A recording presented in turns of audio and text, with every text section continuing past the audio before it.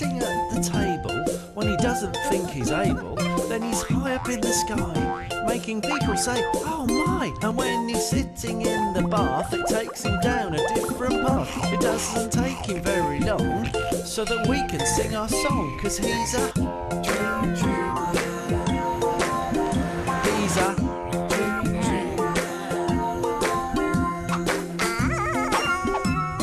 He's always swinging high. When he's dreaming, he can fly, 'cause he's... Billy! Billy had a problem. A little girl in the class below had a crush on him. Her name was Sally, and at playtime, she followed him everywhere. Can I have a kiss? She would say in front of his best friends. This made Billy feel embarrassed, and his face would go bright red. Then, one lunchtime, she asked if he would play a game with her. What sort of game? Kings and queens. You be the king and I'll be the queen, and we can pretend we live in a big castle. Can't we play football instead? I even made you a paper crown. Billy sighed. He had a feeling it was going to be a long lunch hour. Once upon a time, there was a sword in a stone. Legend said that whoever could remove it was the true King of England. Many hopefuls tried and failed.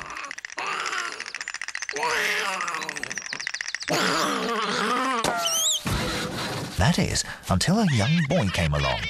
A boy whose name was Billy. Billy became King of England and did lots of exciting things, like fighting invaders,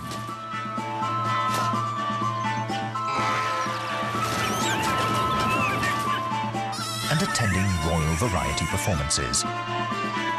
Then, one day, he met a beautiful princess called Sally.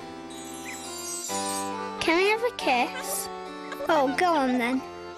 And then they got married. King Billy and Queen Sally lived in Castle Winalot. They had 4 trusted knights, Sir Harry, Sir Larry, brave Sir Barry, and Sir Gary, who was afraid of spiders. Every morning, King Billy, Queen Sally, and the knights would sit at their famous square table and have boiled eggs for breakfast. But one morning, something terrible happened. Where's my egg cup gone? It's missing. They searched the castle from top to bottom, but the egg cup was nowhere to be found. The short-sighted cook thought he'd seen it, then realised he'd mistaken it for a cake stand. What are we going to do? I can't eat breakfast without my egg cup. I'll go and see Mervyn the wise wizard. He'll know what to do. Mervyn the wizard lived in the Tower of Truth on Erie Island, which was in the middle of Pongy Pond. So it was a good job Billy had a map. The journey to the Tower of Truth was long and tiring. On the way, King Billy met a knight who appeared to be having trouble moving. What's wrong? I got caught in a heavy shower, and my armour has rusted and seized up. Billy said he would return with a can of oil, and then continued on his journey. It was nearly midday by the time Billy had crossed the misty mountains. He could tell he was near to the Pongy Pond because a strong odour like sweaty socks and boiled cabbage was drifting towards him. Pooh, what a pong! It's a good job I've got my clothes, Peg. All he had to do now was to cross the pond. This would not be easy. According to legend, it was home to a monster called Murk. Nearby, there was an old boat tethered to a stake, but Billy didn't like the idea of rowing across. It seemed far too dangerous. He sat down to think, and as he was feeling a bit hungry, he unwrapped his packed lunch that Cook had prepared earlier. He bit into a sandwich. Yuck, it tastes like cat food. Billy was right. It was cat food. Silly old Cook had mistaken it for a tin of tuna. Billy threw the sandwich into the Pongy Pond with disgust. Just then, in the water, bubbles appeared. There was a loud gurgling sound. It was Murk. Excuse me, do you have any more of those sandwiches? That last one was very tasty, and I've not had a proper meal in years. Billy was surprised at how friendly the monster seemed.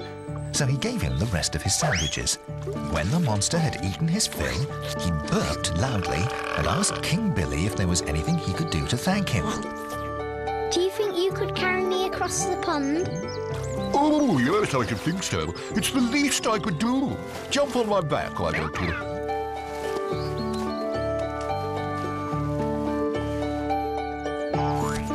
When they reached the island, Billy knocked on the door of the Tower of Truth. A few minutes later, the door opened. Mervyn invited Billy inside for a cup of tea and some cake. Billy told Mervyn his predicament. Fiddle-de-dee, fiddle-de-do! A missing egg cup! What terrible news! Mervyn was a bit strange and liked to speak in rhyme. Here's an idea, and it's not my best. Send your knights out on a quest. What a good idea. I'll send my best 4 knights on a quest for the missing egg cup. Now I must get back to Castle Winalot. King Billy thanked Mervyn for his advice, asked to borrow a small can of oil and headed back for home. On the way, King Billy met up with the rusty knight and oiled his joints. The knight was most grateful. How can I ever repay you? Think nothing of it.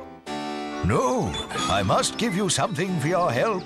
And he took off his helmet and gave it to Billy. It's all I've got, but it might come in handy one day. Billy accepted the helmet, although he'd never use it. He was the king and had hundreds of helmets. I know. I'll give it to Queen Sally. She doesn't have any armour in her wardrobe. King Billy returned to Castle Winalot. By now, Queen Sally's tummy had started to rumble. Billy gave Queen Sally the helmet and summoned his knights. Then, as dramatically as he could, King Billy announced they were going on a quest. A quest for Queen Sally's egg cup.